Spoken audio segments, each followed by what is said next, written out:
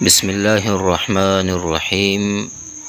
ریاض الصالحین زمونږ استاد دا کتاب جاری وساری دی. نن باب الصدق دی. څلورم باب دی په بیان د رښتیا ویلو کې. اول درود شریف وایي: اللهم صل علی محمد وعلى آل محمد كما صليت على ابراهيم وعلى آل ابراهيم انك حميد مجيد. اللهم بارك على محمد وعلى آل محمد كما باركت على إبراهيم وعلى آل إبراهيم إنك حميد مجيد. قال الله تعالى الله رب العزت ارشاد دی: یا ایها الذین آمنوا اتقوا الله وكونوا مع الصادقین. اے مؤمنانو د الله جل شانه نه ویریږئ او رښتینو خلکو سره یوځای شئ.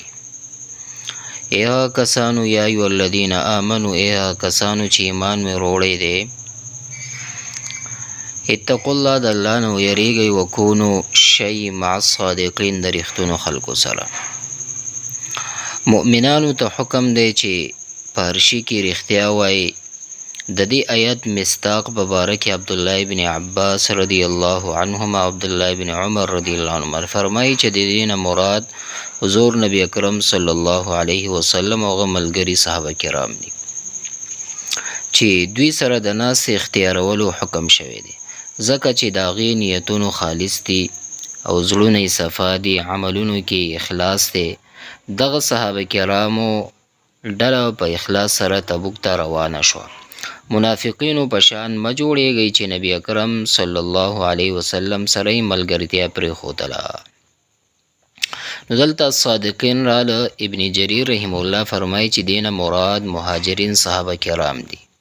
یا هغه درې کسان دي چې د تبوک د غزا نه وروسته پاتې وو، چې هغوی د زړه نه د خپلې د ګناه اعتراف کړی و. د منافقینو په شانې د دروغو عذرونه نه و کړي چې دا مخکې تیر شو. بل وقال تعالی الله رب العزت فرمایي: والصادقین والصادقات، رښتونی سړي او رښتونی ښځې. نو په دې آیت کې د ښځو او د سړو ټولو ته خطاب شوی دی چې په دې رښتونولۍ کې صادق القول هم شامل دی او صادق العمل هم شامل دی. په ایمان او نیت کې رښتونی هم شامله ده، یعنی په ایمان کې چې دی، په ایمان کې د نیت کې د کم چې دا رښتیا ویل دا هم شامل دي. یعنی دا رښتونی که مسلمان که ښځه وي او که سړی وي، نو هغه داسې وي چې نه خو د دې په خبرو کې دروغ وي او نه په عمل کې دروغ وي، نه کم همت وي او نه سسته وي، نه هم ریاکار منافقین وي. او بیا وقال تعالی، او بل ځای کې الله رب العزت ارشاد دی: فلو صدقوا الله لکان خیر لهم. کچرې دوی رښتیا وویل نو دوی دپاره به دا خبره ډېر ښه وي، نو لکان خیر لهم. په دې آیت کې منافقینو ته خطاب دی. هغوی په اول دعوه کوله چې کله جهاد فرض شي نو موږ به خامخا جهاد کو. چې کله د جهاد صفا واضح آیتونه نازل شو نو جهاد په ځای بانی هیلې جوړولې. نو دې دپاره چې څنګه جهاد نه پاتې شو مونږه، ځکه چې جهاد ته لاړ شي نو مرګ به ورته ډېر زر راشي. نو دلته راغلی لکان خیر لهم، که دوی جهاد کولی نو دا به د دوی په حق کې ډېر ښه خبره وه. مطلب دا چې په شروع کې دوی اگر چې منافقانو که وروستو بیا هم د دې نه توبه ایستی وی او ایمان یې راوړی وي، نو ایمان به هم د دوی نه قبول و، ځکه چې تر مرګه پورې توبه قبلیږي. لیکن د خلکو هغه ونه کړل کومه چې ورته امر شوی و، بلکې جهاد ورته ډېر سخت ښکاره شو. په دې باندې ډېر زیات دوی باندې دا سخته ولګېده. بهرحال په دې کې حدیث و اما الاحادیث فالاول، لومړی حدیث په دې کې چې دی عن ابن مسعود رضی الله عنه عن النبي صلی الله علیه وسلم قال، ابن مسعود رضی الله عنه نه روایت دی چې رسول الله مبارک صلی الله علیه وسلم فرمایلی دی: ان الصدق یهدی الی البر، رښتیا نیکی لاره ښیي، یهدي لاره ښیي الی البر نیکی، او ان البر یهدي الی الجنه، او نیکی جنت لاره ښیي. وان الرجل لیصدق حتی یکتب عند الله صدیقا، او یو سړی همیشه رښتیا وایي تر دې چې الله تعالی سره رښتونې ولیکل شي. وان الکذب یهدي الى الفجور او دروغ او وان الکذب او دروغ یهدي لاره ښیي الى الفجور، یعنی بدې لاره ښیي. وان الفجور یهدي الى النار او بدي چې دی دا دوزخ لاره ښیي. وان الرجل لیکذب حتی یکتب عند الله کذابا، او کم سړی چې همیشه دروغ وایي نو هغه به الله تعالی سره دروغجن ولیکل شي. نو په دې کې راله صدق چې دی رښتیا ویل، او بر نیکی کول، حسن سلوک کول. او فجور راله، فجور نه مراد یعنی مطلق ګناه ده، صغیره وي او که کبیره ګناه وي. نو رښتیا نیکی لاره ښیي چې څنګه راله ان الصدق یهدي الی البر. مطلب دا چې رښتیا ویل خپله یو نیکی ده. سړی چې کله رښتیا وایي نو هیڅ کله د دروغو ته خوله به جوړه نه شي، بلکې د ځکه چې دا رښتیا وایي. و یو دروغ ته به سل دروغ وی، بلکې رښتیا ویل د ځان دپاره یو خاصیت وګرځوئ. نو داسې کس به زندګۍ د نورو اړخونو کې هم دا کس به چې دی دا به نیک عملونه کوي، ځکه چې دا رښتینولي چې دا په هغه دویم صفت جوړ شي، بیا به هغه ته دوه انعامونه میلاو شي. یو به ورته په دنیا کې حاصل شي او بل به ورته آخرت کې. په دنیا کې کم انعام دی؟ په دنیا کې به ورته دا انعام میلاو شي چې په سمه لاره به روان وي، او په آخرت کې به دا مقام وي چې په مقام د صدیقیت ته به دغه ورسي. نو دغه شان دروغ ویل خپله لوی ګناه ده چې یو کس دروغ وایي. نو دا عادت خبیثه دی. که یو کس په هر ځای دروغ وایي نو په داسې کس کې فسق او فجور او ګناه مینه پیدا کیږي. په دنیا کې به نقصان دا وي چې خلک به ورته دروغجن وایي، او لاره به خطا وي، یعنی صحیح لاره باندې به نه روا. په ژوند کې به ورته خلک لعنتي وایي، لکه څنګه چې قرآن عظیم الشان کې راځي لعنت الله علی الکاذبین، په دروغجن کس باندې د الله جل شانه لعنت وي. په آخرت کې به نقصان دا وي چې د حشر به د منافقینو سره یو ځای وشي، نو ځای به جهنم وي. ځکه په یو روایت کې راځي چې یو کس همیشه دروغ وایي او تر دې چې زیاته ترقي پکې وکړي نو د په زړه کې یو تور داغ جوړیږي، بیا هغه الله جل شانه په نیز دروغجن ولیکل شي. نو رښتیا ویل چې دی دنیا او آخرت کامیابی ده، نو رښتیا ویل پکار دي.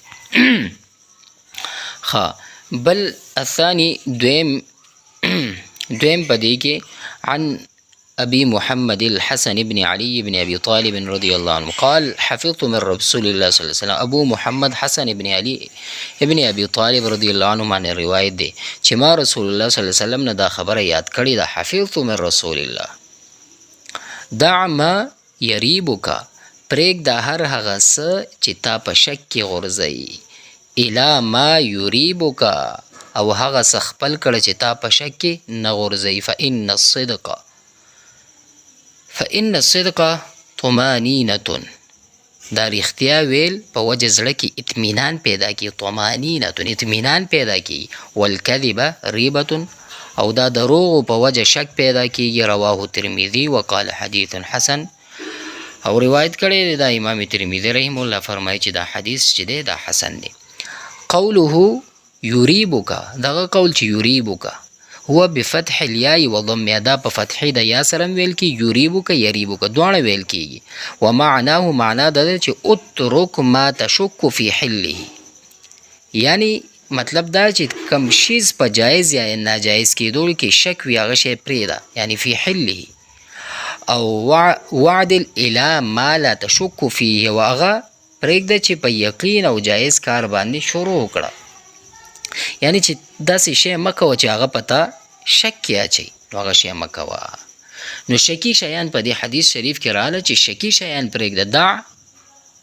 دع ما یریبک الی ما یریبک، یعنی په شک کې اچونکي شیان پرېږده. محدثین فرمایي چې په دې کې حضور نبی اکرم صلی الله علیه وسلم د رښتیا او د دروغو پیژندلو دپاره یو مهمه علامه ښودلې ده. هغه دا چې رښتیا هغه دی چې په زړه ستا زړه پې اطمینان حاصلیږي. په پښتو کې محاوره هم ده، وایي زړه مې پې اوبه وڅکلې، زړه مې پې اوبه وڅکلې، نو بس دا پوه شه چې دا صحیح دی. نو چې کم شي ستا زړه مطمئن شي او پوخ یقین دی ورباندې راشي، بس همدا رښتیا دي. نو په دې وجه امام اعظم ابو حنیفه رحم الله یو مقوله ده چې خپل زړه نه فتوا واخله، که زړه دې په هغه مسله کې څه شک او تردد پیدا شي نو بیا اگر چې مفتیان په ظاهر لیدلو سره جواز فتوا درکړي وي، یعنی فتوا یې تعالی درکړي وي چې دا جایز دی، ستا زړه به مطمئن نه دی، هغه کار مه کوه. ځکه چې یو حدیث کې راغلی دی چې د مؤمن د سړي یعنی د هغې فراست نه ویریږي، ځکه چې هغه چې دا مؤمن چې دی د الله جل شانه رڼا سره نظر کوي. خو دلته یو ضروری خبره دا هم ده، دا قانون او قاعده هر هغه زړه ته دی، یعنی هر یو کس دی داسې نه کوي، یعنی هر هغه کس دی چې د هغه نفس یعنی د خواهشاتو دنیوي مینه نه خالی وي، هغه کنټرول وي، یعنی دا نفس چې دی وي مونږ او تاسو غوندې نه وي، یعنی تزکیه د نفس شوی وي. نو دا هغې دپاره دا دغه خبره. نو دا قول مشهور، لکه زیاتر خلک اوس په دې کیسه کې نه دي، بس هر انسان ځان ته آرامي غواړي، بس حرام او د حلالو بس اړو ګوري نه چې حرام دی حلال دی، بس ځان ته یې اسانه کړې ده. نو لنډه ده، رسول الله مبارک صلی الله علیه وسلم فرمایلی دي چې په شک کې اچونکي شیان پرېږدئ، هغه شی اختیار کوي چې تا په شک کې نه اچوي. الثالثو دریم نمبر په دې کې الثالثو دریم عن ابي سفيان صخر بن حرب رضي الله عنه عن ابي سفيان صخر بن حرب رضي الله عنه في حديثه الطويل في قصة هرقل قال هرقل فماذا يأمركم يعني النبي صلى الله عليه وسلم. قال ابو سفیان صخر بن حرب د هرقل په قصه کې یو اوږد حدیث روایت دی چې هرقل نه یو پوښتنه وکړه، یعنی یو پوښتنه یې وکړه هرقل بادشاه ویل قال هرقل یعنی هرقل بادشاه ویلی چې فماذا یامرکم یعنی النبی صلی الله علیه وسلم، رسول الله مبارک صلی الله علیه وسلم تاسو ته څه حکم کوي. قال ابو سفیان ورته ویلی قلت یقول اعبدوا الله وحده ولا تشركوا به شیئا. ابو سفیان وی چې ما ورته وی چې هغه مونږ ته وایي چې تاسو یو د الله جل شانه عبادت کوئ او هیڅوک ورسره مه شریکوئ. وترکوا ما یقول آباءکم، او پلار نیکه خبرې پرېږدئ. وترکوا ما یقول آباءکم، هغه شی پرېږدئ چې ستاسو پلارانو ویلي مشرانو. ویأمرنا بالصلاة، او هغه مونږ ته د مانځه حکم کوي،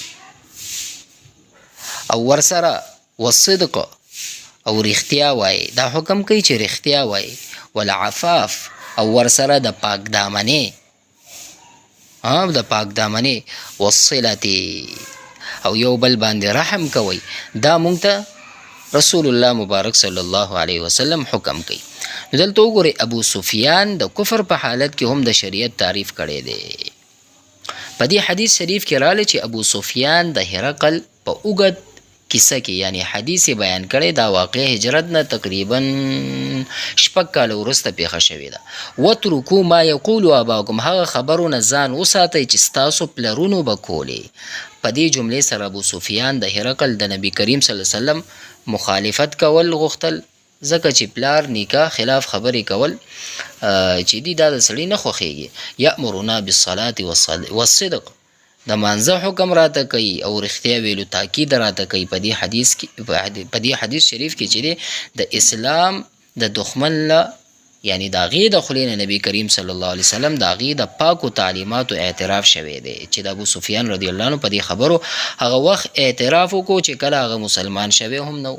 نو نبي کریم صلی الله علیه وسلم د پاکو تعلیماتو رښتونولي هم ابو سفیان په خپله بیان کې واضحه کړې ده چې څنګه په حدیث شریف کې. نو په دې وجه هرقل پوه شو چې دا واقعي رښتونی پیغمبر دی، ځکه چې انبیاء علیهم السلام چې دی په اوچتو صفاتو کې دا خبره شامله وه چې د هغوی په ټولو عمر رښتیا ویل، چېرته به هم دروغ نه وی. نو دا صفت په ټولو انبیاء علیه السلام کې شریک وه. نو دا رښتونی صرف انبیاء علیه السلام نه بلکې د دنیا ټولو علما او صلحا په دې اتفاق کړی چې رښتونولي په انساني کمالاتو او په فضایلو تر ټولو اوچت مقام دی. نو اوچت یعنی رښتیا ویل چې دی دا ډېر لوی صفت دی. باید چې یو کس رښتیا وایي. دا اوس خاص نه ده چې صرف انبیا، یعنی هغوی خو خدا به خامخا کوي، یعنی هغوی به دروغ نه وایي، الیاذ بالله. نو دا پکار ده، یعنی په دې باندې دنیا د ټولو علماو صلحاو اتفاق دی چې رښتینولي په انسانو کې د کمالاتو او په فضایلو کې ټولو نه اوچت مقام دی چې دا هغوی ته حاصلو. نو دا پکار ده چې مونږ او تاسې رښتینی وایو او رښتینی شو، ځکه چې ډېر فضایل راغلي دي په دې باب کې. بهرحال په دې کې الرابع څلورم نمبر، عن ابي ثابت وقيل ابي سعيد وقيل ابي الوليد سهل بن حنيف وهو بدري رضي الله عنه ان النبي صلى الله عليه وسلم قال. سهل بن حنيف بدري، په کنیت کې اختلاف دی چې ابو ثابت دی یا ابو سعید دی ابو الولید دی، درې واړه نقل شوي دي. روایت کوي چې رسول الله صلی الله علیه وسلم فرمایلی دي من سأل الله تعالی الشهادة بالصدق، چا په رښتیا اخلاص سره د الله جل شانه د شهادت وغوښتلو نو بلغه الله منازل الشهداء وان مات على فراشه، بلغه الله منازل، نو الله تعالی به د شهیدانو درجو ته ورسوي. و ان مات علی فراش، اگر په خپله بستره مړ شي. نو دلته وګورئ اوله خبره دا چې په دې کې رالو وهو بدري، یعنی سهل بن حنیف رضی الله عنه بدري صحابي دی. بدري کېدلې دلته په خصوصیت سره بیان شو. نو دا د هغه صحابه کرامو لپاره ډیر د فخر او شرافت خبره ده چې په بدر په جنګ شریکان شوي. په دې فضیلت کې ورسره نور کسان شریکان نه دي. نو د هغه خصوصیت دا دی چې الله جل شانه اهل بدر په خپل خصوصي فضل او کرم سره بخلی دي. الله جل شانه دې ته فرمایلی دي چې تاسو څه کول غواړئ هغه وکړئ، ځکه چې تاسو د پاره څه شی جنت واجب شوی دی. او بله خبره په اخلاص سره شهادت غوښتل د شهید هغه درجه هغه ته میلاوي چې دلته راله چې بصدق بلغه الله منازل شهدا. په اخلاص سره شهادت غوښتونکي سړی به د شهادت درجې بیا مومي اگر چې په خپله بستره باندې مړ شي.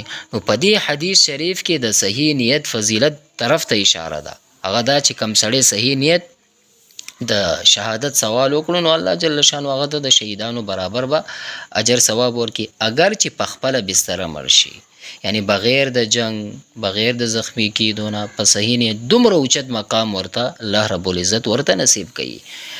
نو د دې په خلاف که چېرته جنگ په میدان کې هم یو کس صحیح نیت ونه لري، یعنی که جنگ میدان ته لاړو هلته صحیح نو شهرت دپاره د یا ریاکاري نو په زړه کې، نو بیا هم د ده مرګ چې دی هغه خراب دی. د ده مرګ چې دی دا بیا هم خراب دی. مخکې خامس و پنځم عن ابي هريره رضي الله عنه قال قال رسول الله صلی الله علیه وسلم. ابو هريره رضی الله عنه مبارک نه روایت دی، هغه فرمایي چې رسول الله مبارک صلی الله علیه وسلم فرمایلی دی غزا نبی من الانبیاء صلوات الله وسلامه فقال لقوله، چې یو نبی د انبیاء علیه صلوات وسلام نه نو هغه خپل قوم ته وفرمایل چې جهاد وکړو چې لا يتبعني رجل ملك بضع امرأة وهو يريد ان يبني بها ولما یبنی بها، داسې کس به زما سره به جهاد کې شرکت نه کوي چې هغه یو ښځه سره د واده لپاره کوژده کړې وي او یا ښځې ته نکاح پیغام لیږلی وي، هغه ورسره واده کول غواړي خو تر اوسه یې واده نه وي کړي، هغه به څه شی هغه به نه راځي. ولا احد بنا بیوتا لم یرفع سقوفها، او نه به هغه کس را سره په جهاد کې شرکت کوي چې کور دیوالونه یې جوړ کړي خو چتې ورباندې نه وي اچولې. ولا احد بنا، نه هغه چې جوړی بیوتا لم یرفع سقوفها، یعنی دیوالونه خو یې جوړ کړي وي او چت پې نه یې اچولې، هغه به ما سره تګ نه کوي. ولا احد اشترى غنما او خلیفات وهو ينتظر اولاده، نه به را سره هغه کس جهاد ته ځي چې ګډې یا بلار بیوخي اغستې وي او هغه ورته د بچي پیدا کېدلو انتظار کوي. وهو ينتظر اولاده، یعنی د بچي پیدا او تر اوسه هغه بچي پیدا شوي نه وي. نو فغزا فدنا من القرية صلاة العصر او قریبا من ذلك، نو هغه جهاد ته روان شو، هغه کلي ته داسې وخت کې ورسېدو چې صلاة العصر او قریبا من ذلك، یا داسې وی چې هغه کلی ته داسې وخت کې ورسېدو چې مازدیګر و یا مازدیګر ته نږدې وخت و. فقال للشمس، نو نور ته یې ویلې چې انک مأمورة وانا مأمور، ته هم الله جل شانو د طرف نه حکم شوی دی او ما ته هم د الله جل شانو د طرف نه حکم شوی دی، یعنی تم مأمور یې او زم مأمور یم. او بیا یې وفرمایه چې اللهم احبسها علینا، ای الله دا نور مونږ ته ایثار کړي. فحبست حتی فتح الله علیه، نور الله جل شانو ورته ایثار کړو تر دې چې الله جل شانو فتح او کامیابی ورته نصیب کړه. نو فجمع الغنائم، نو غنیمتونه یې را جمع کول شروع کړل، نو غنیمتونه جمع کول ورته شروع کړه. فجات یعنی النار لتأکلها فلم تطعمها فقال، نو د اسمان د طرف نه اور راغلو او غنیمتونه ونه خوړل، لتاکلها دې دپاره چې وخوري، فلم تطعمها ونه خوړل. نو فقال، نو پیغمبر وفرمایل چې ان فیکم غلولا فلیبایعنی من کل قبیلة رجل، چې په تاسو کې غل دی، کم کس چې غلا کړې ده نو د هرې قبیلې نه په یو کس زما سره بیعت کوي، یعنی لاس به را سره میلاو کی. نو بس دا شروع شو. نو فلزقت ید رجل بیده فقال، نو د یو کس لاس د هغه پیغمبر سره ونه خطو، یعنی فلزقت نه خطو. وی فرمایل چې فیکم الغلول فلیبایعنی قبیلتک، چې په تاسو کې غل دی، اوس بس تاسو قبیلې والا خلق زما سره، ستاسو قبیلې والا خلق به زما سره لاس میلاو کړي، یعنی هغې به را سره بیعت کوي، لاس به را سره میلاوي.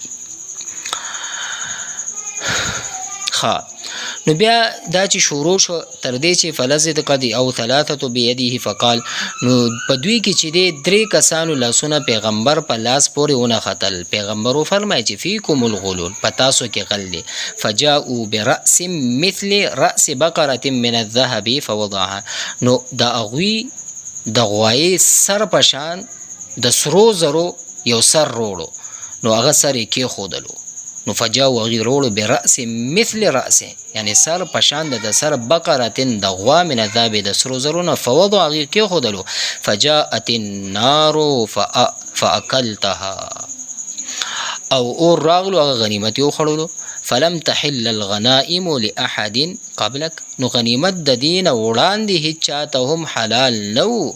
ثم حل الله لنا الغنائم، بیا الله جل شانو زمونږ دپاره غنیمت حلال کړو. لما رأى ضعفنا وعجزنا فحلها لنا، ځکه چې الله جل شانو مونږ عاجزي او کمزوري باندې علم درلوده چې دی عاجزه دي.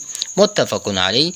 الخلیفات بفتح الخاء المعجمه وكسر اللام جمع خلیفة وهي الناقة الحامله. امام نووي رحم الله فرمایي چې دا خلیفات چې دی دا خلیفه جمع ده، او دا خا په زبر سره دی او لام په زیر سره دی، او دا چې دی وهي الناقة الحامل، او حامله اوښې ته ویل کیږي. نو ګورئ فقال لقومه، یعنی قوم ته ویلی چې یعنی زما سره به هغه کس جهاد ته نځي چې واده کړی وي، هغه کس به جهاد ته نځي چې واده کړی. یعنی یوشع بن نون علیه السلام یو څو قسمه خلق د ځان سره د جهاد د تلو نه منع کړه، ځکه چې کم سړی سکار پاتې وي او یو شیز کې یعنی یو کار ته نه پاتې وي، نو زړه یې هلته وي، نو هغه طبیعت په نورو کارونو کې نه لګي. که دا خلک یې لښکر کې شریکان کړي وو د جهاد دپاره، نو د هغې به چېرته هم پوره شوق جهاد نه و کړی. نو دا ظاهره خبره ده، جهاد چې دی دا د شوق او د جذبې خبره ده. او دلته بیا وفرمایل ګوره فقال للشمس انک مامورة وانا مامور، او بیا دعا وکړه چې یا الله دا نور چې دی دا ایثار کې. نو آیا نور چې دی چاته ودرېدلی دی؟ او د وخت نبی نور ته مخاطب شو، وی فرمایل یا الله جل شانه د طرفه مامور یعنی د خپل ځای مشرق نه راپورته کیږي او په مغرب باندې ډوبېږي که نه، او ما ته هم امر شوی چې جهاد وکړم. یا الله نور مونږ ته ایثار که. نو دې نه معلومه شوه چې یوشع بن نون علیه السلام ته دا نور د ډوبېدو نه بند شوی و. نو دې دپاره چې د نور ډوبېدو نه مخکې فتح وشي. نو په بل روایت کې راځي دا معجزه د رسول الله مبارک صلی الله علیه وسلم ته هم په ژوند کې 2 ځله ورکړل شوې وه چې دا انور چې دی د خندق په غزا کې ډوب شوی او بیا نبی اکرم صلی الله علیه وسلم په دعا سره بیرته واپس شو. نو نبی کریم صلی الله علیه وسلم مبارک چې دی بیا مازیګر مونځ چې دی هغه ادا کو او بیا په دې روایت کې رااله بیا چې دا غنایم چې دی دای جمع کا فجمع الغنایم دا غنیمتونه چې دی دای ټول را جمع کا او راغله خو هغه ونه خوړل او دین وروسته مال غنیمت جمع کړي شو بیا اور راغلو هغه مال غنیمت ونه سزول. په مخکینی شریعتونو کې دا حکم و چې کمال غنیمت به حاصل شنو هغه به په یو ډاګه باندې کې خودلو د اسمان د طرف نه به اور راغلو او هغه مال غنیمت به ټولو سزولو. دا به د دې خبرې دلیل و چې جهاد قبول شوی دی او که اور به را نغو نو د دې خبرې دلیل به و چې دا جهاد چې دی دا قبول نه دی. نو د غنیمت مال په مخکینی امتونو کې استعمالول جایز نه و لکه څنګه چې په دې کې رااله. نو دا د نبی کریم صلی الله علیه وسلم امت خصوصیت دی چې دوی ته الله جل شانو مال غنیمت حلال کړی دی لکه چې په یو روایت کې راځي چې راوی د حضرت ابو هريره رضی الله عنه مبارک دی چې رسول الله صلی الله علیه وسلم ارشاد دی چې غنیمت مال زمونږ نه مخکې امتونو ته خوړل جایز نه نو الله جل شانو مونږ کمزوري عاجز ولید نو مال غنیمت مونږ د پاره حلال کړو او دینه مخکې چې دی د امتونو د پاره د مال غنیمت د خوړل چې دغه جایز نه نو مخکې به دا و چې کم شیز به قبول شوی یعنی هغه به اور سوځولو. نو بهرحال السادس شپږم نمبر عن ابي خالد حكيم بن حزام رضي الله عنه قال قال رسول الله صلى الله عليه وسلم ابو خالد حكيم بن حزام نے روایت دی چې رسول الله صلی الله علیه وسلم فرمایلی دي البيعان بالخيار ما لم يتفرقا اغستون کې او خرڅون کې دوانو ته اختیار دی تر سوچ جدا شوی نوي ما لم يتفرقا تر دوجي جدا شوی نوي یعنی د سودا ماتولو. فإن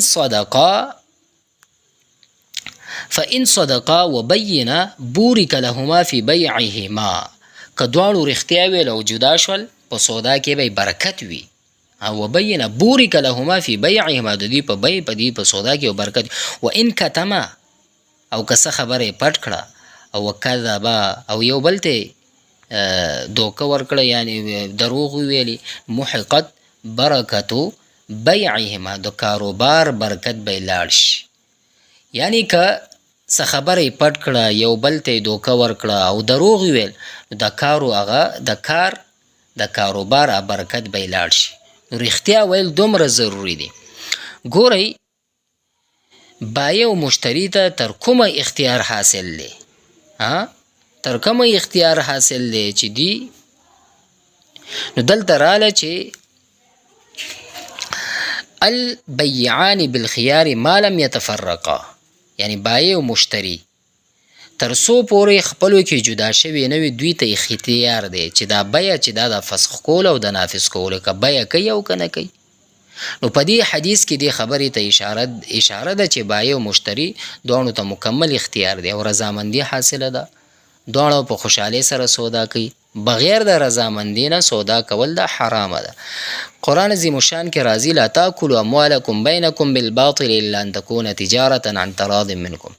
کله چې بایع او مشتری دواړه ایجاب او قبول وکړي نو رضامندي به ثابت شي. لہذا اوس د یو بل مال خوړل چې دی دا جایز دی. نو پورتنی حدیث مطلب هم دا دی چې بایع او مشتری دواړو ته د هغې سودا چې شوی وي او فسخ او نفاس اختیار چې دی هغه حاصل دی تر څو پورې چې دواړه ایجاب او قبول نه فارغ شوی نه وي. کله چې بایع او مشتری چې دی ایجاب او قبول نه فارغ شي نو اوس اختیار ختم شو. او بیا یې وفرمایل چې فإن صدقا وبینا بورک لهما فی بیعهما که هغوی رښتیا وویل په مبیعه کې چې کم عیب وي هغه ظاهر کړي چې په دې کې دا فرق او دا نقصان دی نو په دې سودا کې به ورته برکت واچول شي.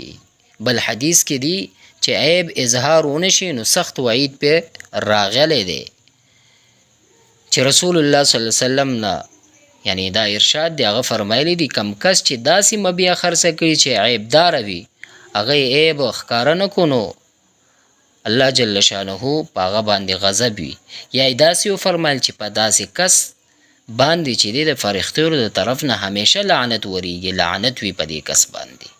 نو که یو کس سودا کوي سودا، نو هغه دې پکې رښتیا ووایي چې رښتیا یې ویلې چې کوم عیب یې ښکاره کو یو بل ته، په دې کې به برکت وي. او که عیب یې ښکاره نه کو دروغ ویلو نو برکت به پکې نه وي. نو رښتیا ویل ډېر زیات فضایل دي چې په دې باب کې بیان شو. وصلی الله تعالی علی حبیبه محمد وعلى آله وصحبه اجمعین.